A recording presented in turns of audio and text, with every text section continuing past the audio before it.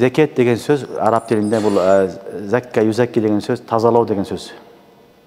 Zakka yuzakki тазалау. Qad aflaha man tazakka Kur'an'da gelet. Qad aflaha man tazakka. Oşol özünü тазалаған адам чыныгы бактылуу адам дейт. Ошон үчүн зекетти аталып калган себеби зекет берсең малың таза болот. Калган байлыгың, мүлкүң таза болот. Зекет бербесең ошол малдын бүт бардыгы хабис болуп калат. Жаман малга айланат. Афаттар, жамандык бардыгы келиши мүмкүн. Ошон үчүн зекет бергенде биринчиден не болот? Биздин малыбыз таза болот. Биринчи манасы зекеттин тазалоо деген, тазалык деген манасы. Экинчи манасы нуму. Нуму дегени өсүп туруу деген сөз. Өсүп туруу деген сөз.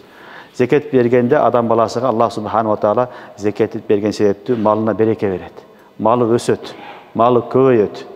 Biz ойлойбуз акылга салып, зекет берип койсо малым азайып калды деп, 40 койдон бирөөдүн бердим азайып калды ойлойбуз, жок андай эмес. Акыйкатта зекетти бергенден кийин Аллах субханаху ва таала не кылат? Малы мүлкүңө береке берет. Малың берекелүү болот. Аллах субханаху ва таала өстүрөт, берекесин берет. Ошон үчүн зекет деген сөздүн лугави маанысы, сөздүктөгү маанысы бул эмне экен? Өстүрүү, берекелүү болуу, тазалоо. Зекетте бүт маанысы табылат. Бергениңден кийин, ошол нерселерди бергениңден кийин зекет не болот? Сен малы мүлкүңдү тазалаган болосуң.